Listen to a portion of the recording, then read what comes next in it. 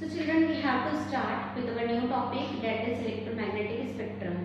कल हम लोगों ने वेव्स वगैरह देखे थे, वेव्स की कैरेक्टरिस्टिक देखे थे और वहाँ से हम लोगों ने कुछ फॉर्मूला डराइव किए थे, कुछ रिलेशनशिप्स डराइव किए थे। आज हम लोगों को जो देखना है that is our whole electromagnetic spectrum. Actually, the light which is coming from the sun, sun से जो लाइट आती है उस लाइट में काफ़ी सारे रेडिएशंस होते हैं. What are those radiation? They can be cosmic rays, gamma rays, X-rays, ultraviolet rays, infrared radiation, IR radiation जिनको बोलते हैं, visible radiation, microwave, radio wave. Okay, so these are the radiation children. Okay, तो यहाँ पर क्या रहता है कि अगर हम लोग थोड़ा सा यहाँ पर ध्यान दें, सो ये जो पूरा इलेक्ट्रोमैग्नेटिक स्पेक्ट्रम होता है इसमें ये सारी रेडिएशन जो रहती है ना, ये सारी की सारी रेडिएशन जो रहेंगी ये कहाँ से कहाँ तक रहती है, ये या तो अरेंज रहती है in the decreasing order of frequency या फिर ये अरेंज रहती है in the increasing order of their wavelength. मतलब या तो हम लोग फ्रीक्वेंसी की बात करते हैं यहाँ पे या फिर या हम इसमें वेवलेंथ की बात करते हैं. Okay, so this whole arrangement of electromagnetic radiation, that is the arrangement of all the electromagnetic radiation in increasing order of their wavelength की increasing order में या decreasing order of their frequency के decreasing order में जो ये radiations arrange होती है, यही हमारा क्या कहलाता है, टोटल इलेक्ट्रोमैग्नेटिक स्पेक्ट्रम कहलाता है स्टूडेंट. ओके, इस इलेक्ट्रोमैग्नेटिक स्पेक्ट्रम में हमारे पास आ जाती है cosmic rays, gamma rays, X rays, ultraviolet rays, ultraviolet और यहाँ पर इंफ्रारेड रेडिएशन है. अल्ट्रावायलेट और इंफ्रारेड रेडिएशन के बीच में आती है विजिबल रेडिएशन. सिर्फ और सिर्फ बच्चों अल्ट्रावायलेट रेडिएशन से ऊपर के रेडिएशन हम नहीं देख सकते हैं, इधर आईआर से लेकर इधर तक के सारे रेडिएशन हम नहीं देख सकते हैं. Only what is visible to us, that is the visible radiation, जिसमें आ जाता है हमारा total VIBGYOR. Okay, that is violet, indigo, blue, green, yellow, orange और रेड कलर आ जाता है. जब ये विबग्योर सारे के सारे कलर आपस में मिक्स हो जाते हैं तो ये बन जाती है हमारी white light. Okay, then IR radiation, then microwave radiation और then come to radio waves. मैं आपको बच्चों एक रिलेशन बताती हूँ. यहाँ पे रिलेशन होता है कि जो एनर्जी होती है वो डायरेक्टली प्रोपोर्शनल होती है फ्रीक्वेंसी के. ओके, मतलब अगर किसी भी रेडिएशन की मैं बोल रही हूँ फ्रीक्वेंसी ज्यादा है, अगर फ्रीक्वेंसी ज्यादा है मैं बात कर रही हूँ कि उसकी एनर्जी भी ज्यादा ही होगी.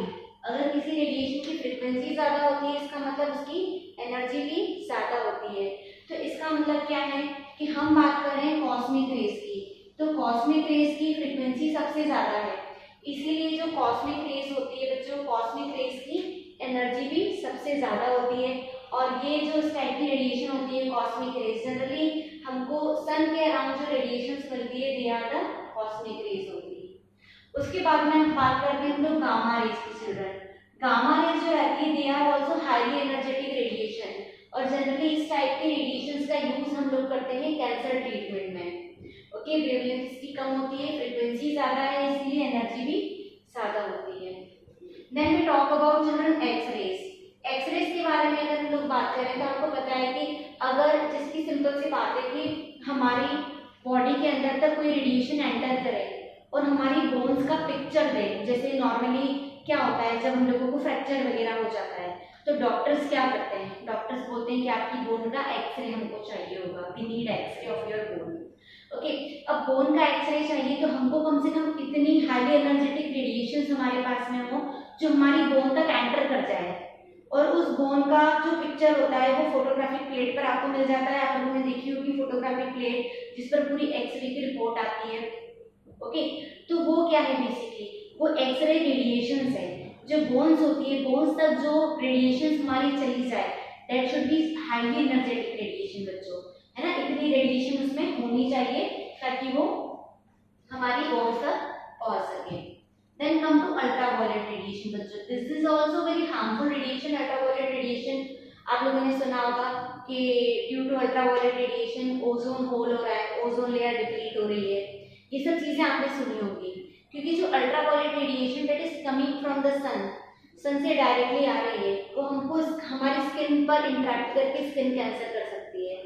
Okay, that can cause cataract also. अगर आंखों पर जाती है तो it can cause cataract also. But apart from that, this ultraviolet radiation is having some useful application also. Okay, क्या यूजफुल एप्लीकेशन है बच्चों? अभी आप लोगों ने काफी बार ये कोरोना के टाइम में आप लोगों ने काफी बार सुना होगा कि अल्ट्रावायलेट रेडिएशन से भी हम लोग सैनिटाइज कर सकते हैं. बेसिकली ये अल्ट्रावायलेट रेडिएशन जो रहती है इसकी जर्मीसाइडल प्रॉपर्टी होती है. जर्मीसाइडल लैब में बनाए जाते हैं with the help of ultraviolet radiation children. Okay, so ultraviolet radiation is having some germicidal property also. germs को kill कर सकता है. Okay, then come to children our visible radiation. तो visible radiation जो रहती है वो basically particular वो radiation जो हमारी आंखों के लिए visible हो. तो जहाँ से किसी भी चीज को illuminate किया जा सके, जिसका यूज होता है illumination lamp वगैरह में.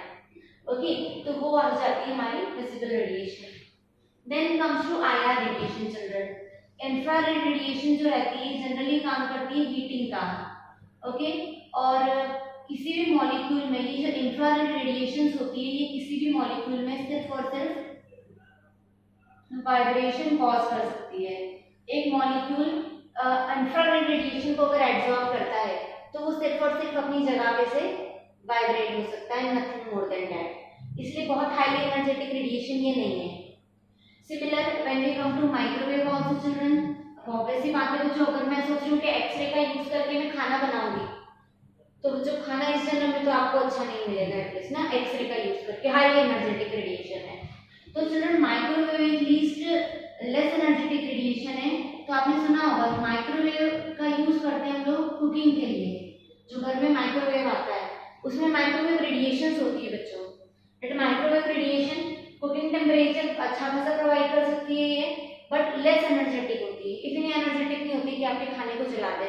हाँ, लेकिन ऐसा भी नहीं कि घंटों तक माइक्रोवेव में आप रखे रहने देंगे और एक्सपेक्ट करेंगे कि खाना बहुत अच्छा बन जाए. ऐसा भी नहीं होगा, खाना जल भी जाता है. ओके, और माइक्रोवेव, आपने माइक्रोवेव का प्रिंसिपल सुना होगा कि माइक्रोवेव क्या करता है. माइक्रोवेव में आप कोई सी भी डिश रखोगे, जैसे कि सपोज करो मैंने केक रखा है तो मैं लिक्विड बैटर, थोड़ा सा लिक्विड बैटर बनाऊंगी और मुझे थोड़ा सा, मेरे को जो केक मिलेगा वो ड्राई मिलेगा. क्यों? क्योंकि माइक्रोवेव की एप्लीकेशन से वाटर मॉलिक्यूल अपनी जगह पर ऐसे घूमता है. Okay, when it rotate its place है ना, अपनी जगह पर जब ये मूव करना स्टार्ट करता है तो उसकी वजह से वो वाटर मॉलिक्यूल चला जाता है वेपराइज स्टेट में, एक्साइटेड स्टेट में, और वहां से वो वाटर मॉलिक्यूल लॉस हो जाता है. ओके, तो माइक्रोवेव एक ऐसी रेडिएशन होती है जो किसी भी मॉलिक्यूल को रोटेट कर सकती है, अपनी स्पीड पे रोटेट कर सकती है. जैसे कि हायर क्लासेस में अगर आप केमिस्ट्री वगैरह कुछ पढ़ेंगे तो आपको स्पेक्ट्रोस्कोपी करके एक सब्जेक्ट आएगा, वहां पर ये माइक्रोवेव स्पेक्ट्रोस्कोपी को रोटेशनल स्पेक्ट्रोस्कोपी भी बोलते हैं. वहां पर इस इंफ्रारेड स्पेक्ट्रोस्कोपी को वाइब्रेशन स्पेक्ट्रोस्कोपी भी बोला जाता है. ये क्यों बोला जाता है? Because IR radiation is sufficient in order to cause vibration in molecule and this microwave is sufficient in order to cause rotation in molecule. That's why microwave का प्रिंसिपल भी तो यही है कि अंदर जो भी आप इसमें आपका कंटेनर रखोगे वो घूमता है अपनी जगह पर, बिकॉज मॉलिक्यूल को रोटेट करवाने का काम ही होता है माइक्रोवेव का. And then comes to our radio waves. Okay, radio waves जिसका यूज हम लोग जनरली करेंगे सिग्नल्स वगैरह में. तो बच्चों इसमें अगर हम लोग देखा जाए तो सबसे हाईली एनर्जेटिक रेडिएशन हो गई हमारी कॉस्मिक रेज, और लीस्ट एनर्जेटिक रेडिएशन हो जाएगी हमारी radio waves. Okay, and the visible only this much part है ना. अगर हम लोग बात करें वेवलेंथ के टर्म में तो 400 नैनोमीटर से 750 नैनोमीटर, और जनरली आप लोग ले लीजिए 800 नैनोमीटर. सो यहाँ पर क्या रहता है 400 to 800 नैनोमीटर जो रेंज होती है. नैनोमीटर मतलब कि वेवलेंथ है, ये हम लोग बात कर रहे हैं वेवलेंथ की. तो 400 से 800 नैनोमीटर की जो वेवलेंथ होती है वो होती है विजिबल. ओके, 200 से 400 जो होती है वो होती है हमारी IR है ना. नैनोमीटर में बात करेंगे तो 200 से 400 नैनोमीटर IR हो जाती है. ओके, सॉरी 200 से 400 नैनोमीटर अल्ट्रावायलेट हो जाएगी, और 800 से 1000 या 1200 समथिंग जो रहेगा वो हमारी IR हो जाएगी. तो 400 से 750, 400 से 800 नैनोमीटर हमारे लिए विजिबल हो गया. 400 से इधर की तरफ जाएंगे हमारे लिए विजिबल नहीं है, और 800 से उधर की तरफ जाएंगे तो भी हमारे लिए विजिबल नहीं है. तो हमारे लिए जो विजिबल पोर्शन है वो इतना पोर्शन होता है जो हम देख सकते हैं. और इसमें भी बच्चों रेडिएशन जो है वो डिवाइडेड है, violet, indigo, blue, green, yellow, orange, red. इसमें से अगर सबसे हाई एनर्जेटिक की बात करूं तो वॉयलेट की सबसे ज्यादा एनर्जी है, क्योंकि वॉयलेट की फ्रीक्वेंसी जो है वो सबसे ज्यादा है। रेड की फ्रीक्वेंसी जो है वो सबसे कम है, मतलब उसकी एनर्जी सबसे कम है, मतलब उसकी वेवलेंथ सबसे ज्यादा है। इसीलिए बच्चों हम लोग सिग्नल्स वगैरह के लिए रेड कलर का यूज करते हैं, क्योंकि रेड कलर की वेवलेंथ बहुत ज्यादा होती है ना। ट्रैफिक सिग्नल में रोकने के लिए, स्टॉप करने के लिए, टू स्टॉप, रेड कलर का यूज किया जाता है, रेड सिग्नल्स का यूज किया जाता है। Why so? ताकि आपका बिकॉज रेड कलर की वेवलेंथ बहुत ज्यादा होती है, रेड कलर बहुत दूर तक ट्रैवल कर सकता है। ओके, हमको काफी दूर से रेड कलर दिख जाता है, दैट्स व्हाई रेड कलर का यूज हम लोग करते हैं सिग्नल्स में। दूसरा बच्चों, पुराने जमाने में नाउअडेज डिजिटल कैमरास आ गया है ना, in order to generate a photograph हम लोगों को नेगेटिव्स वगैरह की जरूरत नहीं पड़ती है। लेकिन बच्चों पहले के जमाने में जहाँ पर वो नेगेटिव एक रोल पूरा आता था फोटोग्राफ्स लेने के लिए, नेगेटिव्स आते थे, फोटोग्राफिक प्लेट आती थी, उस फोटोग्राफिक प्लेट से फोटोग्राफ जनरेट करने के लिए जो फोटोग्राफर होता था वो डीम रेड लाइट का यूज करता था। Why it use dim red light? Because dim red light का जो कलर है, रेड लाइट की जो फ्रीक्वेंसी है बहुत कम है। अब ऑब्वियस सी बात है कि आप फोटोग्राफ जनरेट कर रहे हो तो एक डार्क रूम में in the presence of red colour dim light only the photograph can be generated in the previous time children I am talking about. But अगर उसकी जगह पर वो हाईली एनर्जेटिक रेडिएशन का यूज करे, जैसे ब्लू लाइट का यूज कर ले, तो क्या होगा, आपका फोटोग्राफ पर लाइट आ जाएगी, जैसे ही लाइट आ जाएगी वो नेगेटिव से फोटोग्राफ डेवलप नहीं होगा। एक्चुअली फोटो आपको सिर्फ वही दिखाई देगा जहां पर लाइट नहीं पहुंचती है, उसी चीज का फोटोग्राफ दिखाई देता है। इमेज किस चीज की बनती है? जहां पर लाइट आना रुक जाए, लाइट निकल जाए, उतनी चीज की इमेज बन जाती है। तो इसलिए बच्चों रेड कलर का, रेड लाइट का यूज करते हैं फोटोग्राफी में, बिकॉज रेड कलर की फ्रीक्वेंसी कम होती है, रेड कलर की एनर्जी कम होती है, दैट्स व्हाई। आप सोचे कि वॉयलेट कलर का यूज करेंगे तो पॉसिबल नहीं है। ओके, अब सेकंड बात करते हैं बच्चों कलर की अपीयरेंस की, कि ये बोर्ड हमको व्हाइट क्यों दिखाई दे रहा है? Because it is a perfect reflector of light children. जितनी लाइट इस पे आ रही है सारी की सारी रिफ्लेक्ट कर देता है। ओके, यहाँ पर सपोज करिए ये पेन या मेरा ड्रेस जो है वो ब्लैक कलर का क्यों दिखाई दे रहा है? Because it is a complete absorber of light. ये सारी की सारी लाइट को अपने अंदर एब्जॉर्ब कर देता है, कुछ भी रिफ्लेक्ट नहीं करता है। तो आपकी आंखों तक कौन सा कलर पहुंचता है जो रिफ्लेक्ट हो जाए? अब जैसे ये विब्योर, ये पूरा की पूरा व्हाइट लाइट इस पर बोर्ड पर आई और एज इट इज आपकी आंखों तक पहुंची, इसमें से कुछ भी एब्जॉर्ब नहीं हुआ, एक भी लाइट रेडिएशन एब्जॉर्ब नहीं हुई, आपको सारी की सारी लाइट रेडिएशन आपको दिख रही है, तो आपको हर चीज व्हाइट दिखेगी। लेकिन अगर हर कोई सी लाइट यहाँ पर एब्जॉर्ब हो जाए, कुछ भी रिफ्लेक्ट ना हो, तो वो चीज आपको ब्लैक दिखाई देगी। ओके, और सपोज करिए कि आपको स्काई की बात नहीं कर सकते हम लोग, सपोज करिए आपको जो ट्रीज होते हैं वो ग्रीन कलर की दिखाई दे रही है, लीव्स ग्रीन दिखाई दे रही है। व्हाई? क्योंकि इस विजिबल रेडिएशन का एक पार्ट, सपोज करो इंडिगो जो पार्ट है वो एब्जॉर्ब हुआ, तो उसका कॉम्प्लीमेंट्री ग्रीन आपको दिखाई देगा। ब्लू एब्जॉर्ब होता है तो रेड दिखाई देता है, लाइक दैट। जो एब्जॉर्ब होता है वो कभी नहीं दिखाई देता है, जो रिफ्लेक्ट होती है लाइट वो दिखाई देती है। तो विब्योर का एक पार्ट अगर एब्जॉर्ब हो रहा है तो उसका कॉम्प्लीमेंट्री पार्ट आपको दिखाई देगा। जैसे जनरली बात करते हैं कि अगर ब्लू कलर कोई कंपाउंड एब्जॉर्ब कर रहा है तो वो कंपाउंड आपको रेड दिखाई देगा, क्योंकि वो कंपाउंड ब्लू को तो एब्जॉर्ब कर लेता है अपने अंदर और रेड को रिफ्लेक्ट कर देता है। तो जो कलर रिफ्लेक्ट होता है वही जनरली दिखाई देगा। ओके, सो चिल्ड्रन ये हो गया हमारा टोटल इलेक्ट्रोमैग्नेटिक स्पेक्ट्रम के बारे में हमने देखा, जहाँ पर कौन कौन सी रेडिएशन हमने देखी है। We have seen gamma rays, तो मैंने आपको बताया बच्चों गामा रेज का use, it is used in cancer treatment. X-rays तो मेडिकल पिक्चर्स, बोन्स वगैरह के पिक्चर्स हम लोगों को एक्सरेज की हेल्प से दिखाई देगी। Ultraviolet radiation having germicidal property, visible illumination के लिए, किसी भी चीज को देखने के लिए। IR radiation is having heating effect.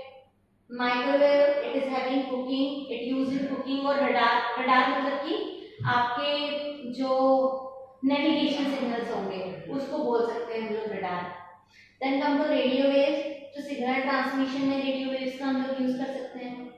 Okay, so this is our complete electromagnetic spectrum children we have seen today. अब हमको क्या देखना है, क्योंकि हम लोग इलेक्ट्रोमैग्नेटिक स्पेक्ट्रम देख चुके हैं, क्योंकि हम लोगों ने कल वेव्स की सारी प्रॉपर्टीज देखी थी, जहां पर वेवलेंथ देखा था, frequency, wave number, amplitude, everything we have seen. Now what we have to do children, now we have to solve numerical based on the yesterday's topic and today's topic. Okay, so अब हम लोग देखने वाले हैं इसके numericals को. Okay,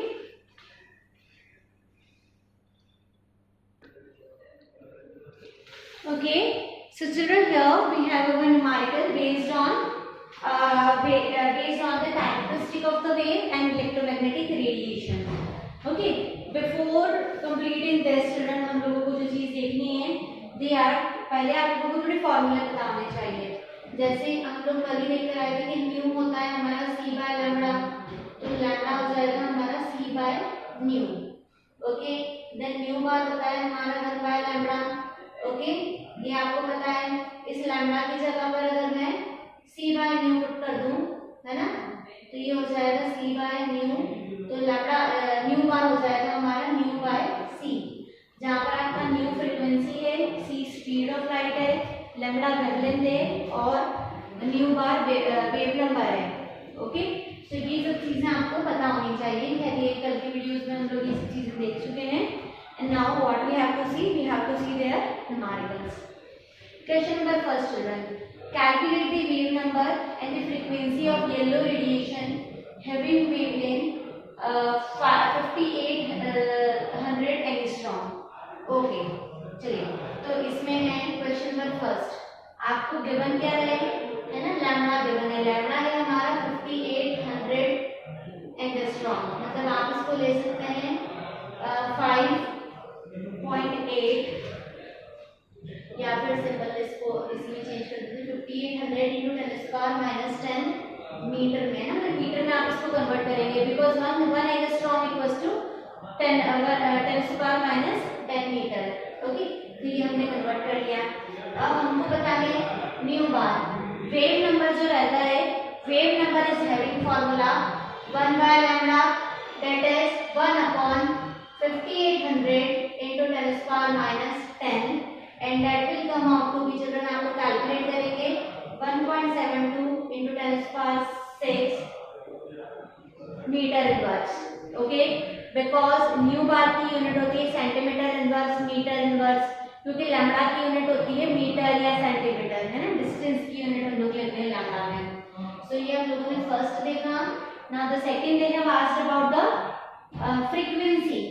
okay बच्चों, तो फ्रीक्वेंसी हम लोग पढ़कर आए हैं nu equals to c by lambda.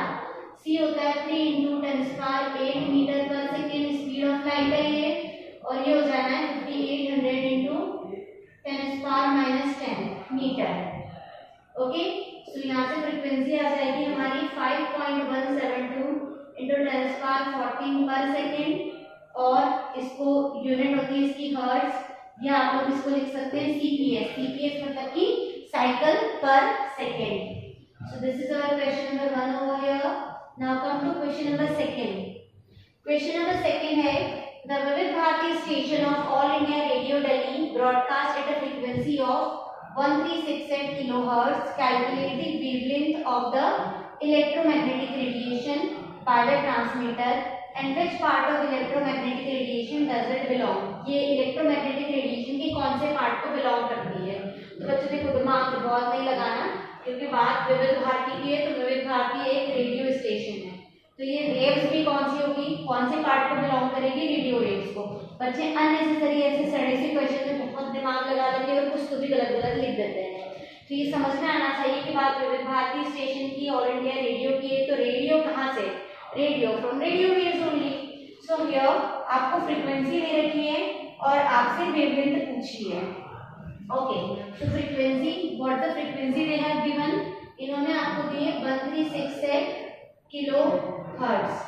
Okay, 1368 kilo hertz जो है, आप लोग इसको कन्वर्ट कर दीजिए 1368 इंटू 10⁻³ CPS. या 1368 into 10⁻³ हर्ट्ज। हर्ट्ज बोलिए cps बोलिए एक ही बात है। So we know that nu equals to c upon lambda. Okay, इन्होंने हमसे पूछा है क्या है लैम्डा, तो lambda equals to c upon nu. c है हमारा velocity of light 3 into 10⁸ metre per second, और ये हो जाएगा 1368 into 10⁻³ per second. Okay, cycle per second, तो we can take per second also. आप पूरे को सॉल्व करेंगे, come out to be 219.3 metre, और ये जो वेवलेंथ होती है ये बिलोंग करती है हमारी रेडियो वेव्स को। तो बहुत सोचना नहीं है, बहुत समझ में आ रहा है कि रेडियो वेव्स, रेडियो स्टेशन की बात है तो it should be radio waves होंगी, तो ये आंसर इसका रेडियो वेव्स में हम लोग निकाल देंगे। नेक्स्ट है the wavelength range of the visible spectrum extends from violet 400 nanometre to red 750 nanometre. आपको फ्रीक्वेंसी बतानी है, लैम्डा दिया है, फ्रीक्वेंसी बतानी है। ओके, तो फॉर्मूला है q equals to c by lambda. Lambda दिया है, फ्रीक्वेंसी निकालनी है। So now we have to see our question number 3। Okay, so just see our question number 3 over here। Question number 3 में आपको दो चीजें दी है। एक बार आपको जो लैम्डा दिया है वो दिया है 400 नैनोमीटर, और एक बार आपको जो लैम्डा दिया है वो दिया है 750 नैनोमीटर। मैं आपको बता दूं बच्चों, इसको मीटर में चेंज करोगे तो 400 into 10⁻⁹ मीटर होगा, और ये होगा 750 into 10⁻⁹ मीटर। मीटर में चेंज करना है, नैनोमीटर है इसलिए मीटर में 10⁻⁹ से मल्टीप्लाई करेंगे। So what we have to calculate frequency. So nu equals to c by lambda 3 into 10⁸ metre per second upon 400 into 10⁻⁹। Okay, metre. तो यहाँ पर आ जाएगा हमारी जो टोटल वैल्यू आएगी that will come out to 7.5 into 10⁻14 hertz. Calculate कर लीजिएगा आप लोग। सिमिलरली सेकंड केस में भी यही है, lambda they have given you, so formula है nu equals to c by lambda. c is the velocity of light 3 into 10⁸ metre per second, और lambda it is 750 into 10⁻⁹ metre. Okay, यहाँ से आ जाएगी आपकी वैल्यू 4 into 10⁻14 हर्ट्ज। आप hertz लिखिए या cps लिखिए, है ना, या फिर आप इसकी यूनिट पर सेकंड भी डाल सकते हैं, वो भी आपका करेक्ट होगा। Okay, now this is question number 3। Now question number 4 पे बच्चों कि आपको रेंज दे रखी है, वेवलेंथ रेंज है 3800 to 7600। ओके, इस रेंज के लिए आपको फ्रीक्वेंसी कैलकुलेट करनी है।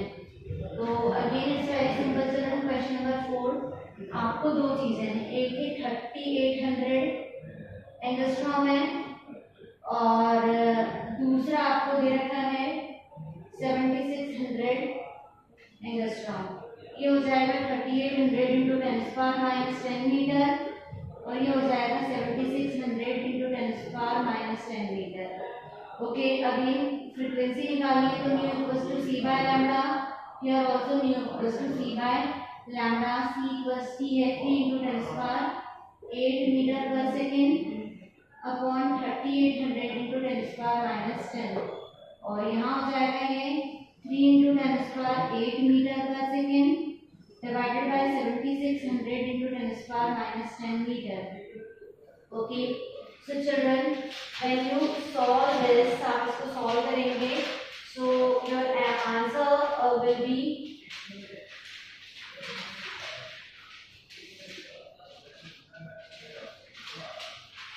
आंसर होगा आपका कितना, it will be 7.89 into 10⁻14 per second, and this will be 3.95 into 10⁻14 per second. Okay, so in this way children you people can solve this. So till question number 4 children we have seen.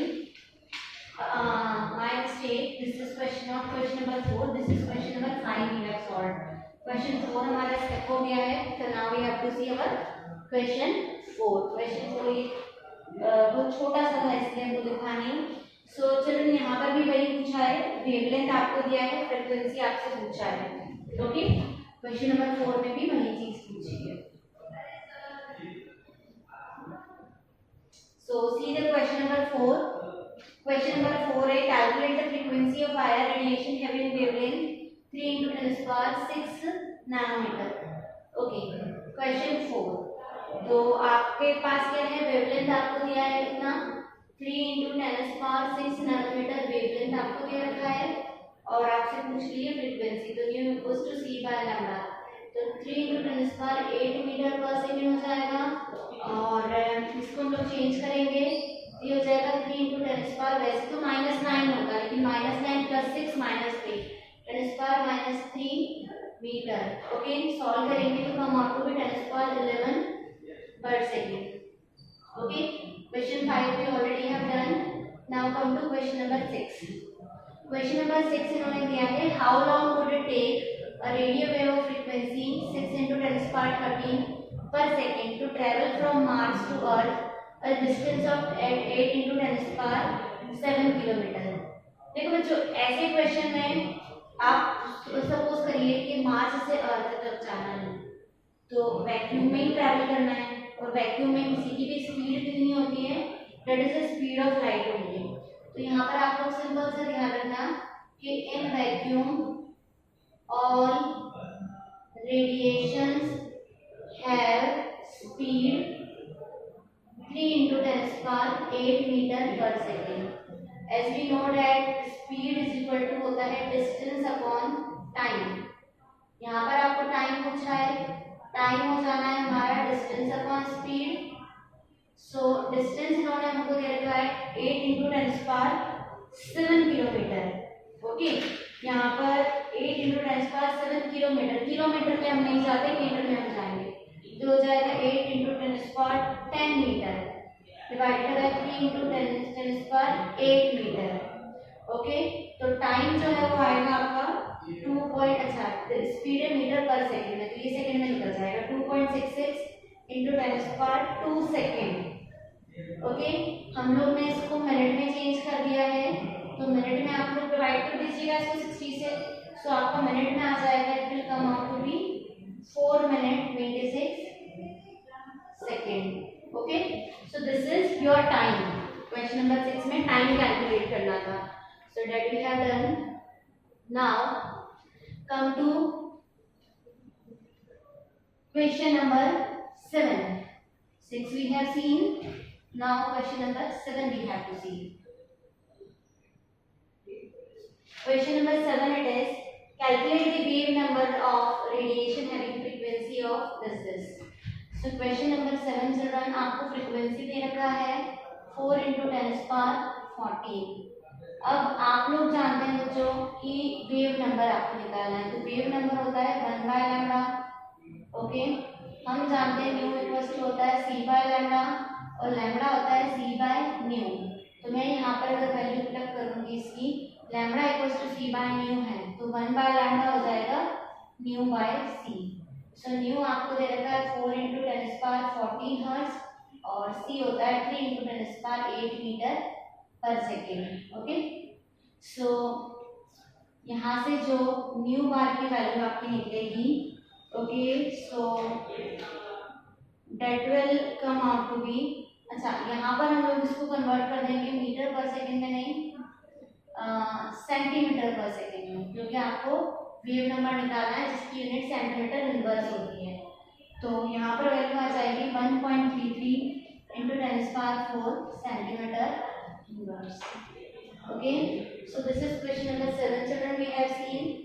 Now come to question number 8. Question number 8 में आपको दो चीजें दे रखी है, दो radio station है, एक की फ्रीक्वेंसी 1120 किलोहर्ट्ज और दूसरी की फ्रीक्वेंसी 98.7 मेगाहर्ट्ज। वेवलेंथ निकालनी है। देखो बच्चों, यहाँ पे जो फर्स्ट केस है, फर्स्ट केस में आपको फ्रीक्वेंसी दे रखी है 1120 किलोहर्ट्ज, इसको लिख सकती हूँ मैं 1120 × 10⁻3 हर्ट्ज। ओके, सेकंड केस है, सेकंड केस में आप इसको लिख सकते हैं 98.7 मेगाहर्ट्ज है, तो आप इसको लिख सकते हैं 98.7 into 10⁻⁶ हर्ट्ज, मेगाहर्ट्ज 10⁻⁶, किलोहर्ट्ज 10⁻³ निकालना क्या है वेवलेंथ, तो न्यू लैम्डा अपन जानते हैं nu equals to c by lambda, तो lambda equals to c by nu, that is 3 into 10⁸ metre per second divided by 1120 into 10⁻³ here also it will be 3 into 10⁸ meter per second divided by 98.7 into 10⁻⁶. okay, so lambda आप लोग यहाँ से calculate करेंगे and I am going to write the answer over here. So the answer here will be 267.85 meter and here it is 3.0395 meter. This will be your answer children. Okay, अब यहाँ पर बच्चों ये जो क्वेश्चन नंबर 9 है, question number 9 it is similar to that of question number 1 है ना, बस चेंज क्या है, यहाँ मैंने 580 नैनोमीटर लिख दिया है और वहाँ पर मैंने 5800 एंगस्ट्रॉम लिखा था, तो आप 5800 एंगस्ट्रॉम बोलिए या 580 नैनोमीटर बोलिए, बात एक ही होती है. So this question number 9 it is similar to that of question number 1 children. So I hope you people can complete this. Okay. So this question number 9 you people have to do by yourselves. Okay. So electromagnetic radiation से related children ये question हमने देखे. अब इसी में मैं आपको दो theoretical questions और बताती हूँ कि मैंने आपसे पूछा है, question है which has more energy, a photon of red light or blue light. तो मैंने आपको बताया था इसकी फ्रीक्वेंसी ज़्यादा, उसकी एनर्जी ज़्यादा, तो बेसिक बात है बच्चों ब्लू लाइट की फ्रीक्वेंसी ज़्यादा है इसीलिए उसकी एनर्जी ज़्यादा है. ओके, नेक्स्ट है आपको मुझे अरेंज करके देना है इनको इंक्रीजिंग ऑर्डर ऑफ फ्रीक्वेंसी में. तो हमारे पास जो सबसे पहली है वो है रेडिएशन, आपको अरेंज करना है ना, यहाँ पे आप क्वेश्चन लिख लीजिएगा, arrange in increasing order of frequency, frequency की इंक्रीजिंग ऑर्डर में अरेंज करेंगे. सो ये है सबसे पहले रेडिएशन फ्रॉम माइक्रोवेव.